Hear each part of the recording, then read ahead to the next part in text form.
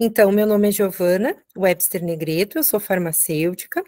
A palestra de hoje é sobre estratégias para melhorar a segurança no uso de medicamentos em pediatria e como que a gente faz farmácia clínica na prática, né, nessa área. As meninas já trouxeram, né, um pouco do meu currículo. Eu trabalho agora na neonatologia, mas tenho experiência também em unidades pediátricas e em preceptoria da residência multiprofissional. Nesse momento, eu estou de preceptora substituta de uma colega que está em licença amamentação e gestação, né?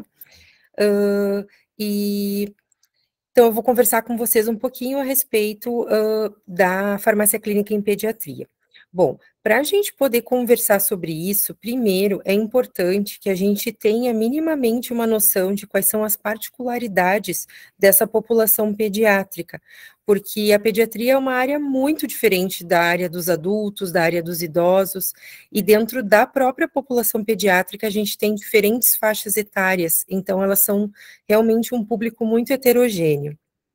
Além disso, eu gostaria de conversar com vocês também um pouco sobre as doses em pediatria, que causam certo receio, né, em quem trabalha na área hospitalar, na área ambulatorial, porque são muitas vezes doses que a gente precisa calcular, né, e a gente acaba ficando com certo receio quando não está acostumado.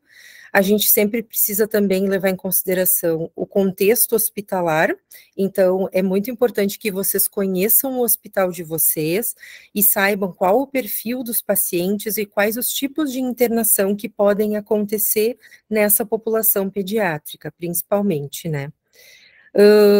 Gostaria também de conversar com vocês um pouco sobre a questão de segurança no uso de medicamentos, que o farmacêutico tem um papel essencial nessa área, né? A gente pode atuar desde a internação, né, lá na emergência, até durante todo o acompanhamento, né, do medicamento na internação, no pré-alta e no pós-alta hospitalar. Então, é muito importante que a gente tente trazer a maior segurança possível no uso dos medicamentos pelas crianças. E, no final, eu queria conversar um pouco com você sobre a aplicação da farmácia clínica em si, como que se dá o acompanhamento, quando a gente não consegue acompanhar uma criança desde o início da internação até o momento da alta, como que a gente pode acompanhar de outras maneiras, através de protocolos específicos, ou através de intervenções pontuais, simplesmente revisando uma prescrição, né, para poder liberar para o técnico dispensar depois os medicamentos. Então, a população pediátrica, como eu falei para vocês, é um grupo muito heterogêneo de pacientes. A gente tem desde os neonatos, né, os recém-nascidos, que têm menos de um mês de idade, e dentro dos recém-nascidos a gente também tem uma população muito heterogênea. A gente vai ter prematuros extremos, prematuros tardios, pacientes que nascem a termo, pacientes com extremos de peso, né, além do extremo de idade gestacional. Depois a gente tem, pela classificação da OMS, nós temos os lactentes, os pré-escolares, a idade escolar e os adolescentes. Então, todos esses pacientes, eles podem internar numa mesma ala pediátrica, na emergência pediátrica, em uma UTI pediátrica. Por isso que é bem importante que a gente conheça quais são esses diferentes estágios do desenvolvimento, né? E também ter uma noção de que existe, pelo fato de ser uma faixa etária muito ampla, a gente vai ter diferentes variações nos parâmetros farmacocinéticos desses pacientes. Então, a gente vai poder ter algumas discrepâncias bem grandes em relação à dose, e nem sempre uma criança maior vai ter uma dose necessariamente maior de um determinado medicamento. Isso realmente varia de um medicamento para outro. Aqui eu trouxe para vocês, eu até deixei depois nas referências, né, no final da apresentação, uma tabela de um artigo bem legal que fala só sobre farmacocinética em pediatria. Eu recomendo a leitura, é bem didático e bem completo. E uma dessas tabelas, que é a que eu trouxe para vocês, fala bastante sobre a questão do desenvolvimento infantil. Então, quais são essas alterações, né, relacionadas à absorção, à distribuição, ao metabolismo e à eliminação de pacientes pediátricos. Então, eu deixei ali assinalado só algumas delas, né, mas todas elas são muito importantes.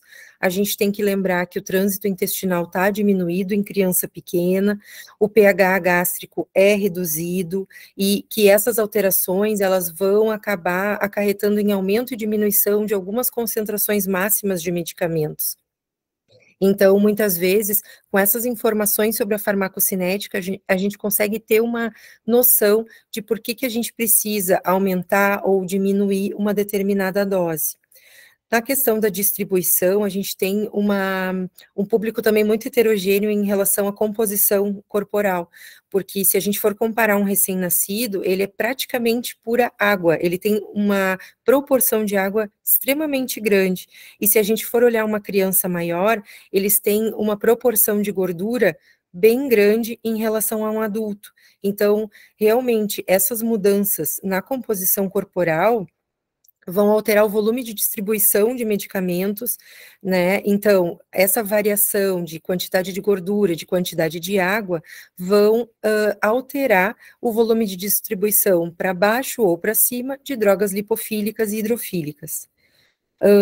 Outro exemplo que eu deixei ali frisado é a questão das proteínas plasmáticas. Quando a gente tem uma albumina reduzida, por exemplo, a gente vai ter um aumento da fração livre de um fármaco no plasma, e isso pode levar até uma intoxicação, dependendo da quantidade. A fenitoína é um exemplo clássico disso, né? Então, se eu tenho albumina baixa, eu posso ter um aumento da fração livre de albumina, e com isso é bem importante que a gente acompanhe o nível sérico, principalmente dos pacientes que têm albumina, então, em valor abaixo do valor de referência.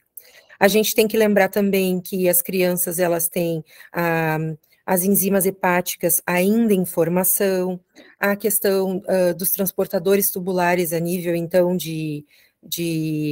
dos rins, né, também em formação, e tudo isso vai variar, vai modificar, então, o clearance hepático, o clearance renal de medicamentos. Realmente vale a leitura, assim, se vocês tiverem um tempinho.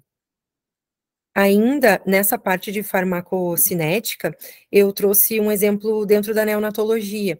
Quando a gente tem um nenê com hiperbilirrubinemia, né, então um neonato que está ictérico, né, que tem icterícia, a gente tem um aumento da bilirrubina, e essa bilirrubina, ela acaba competindo com a fenitoína pela ligação à albumina. Então, quando a gente tem um aumento de bilirrubina, nós vamos ter mais bilirrubina ligada à albumina, e com isso a gente tem mais fração livre de fenitoína no plasma.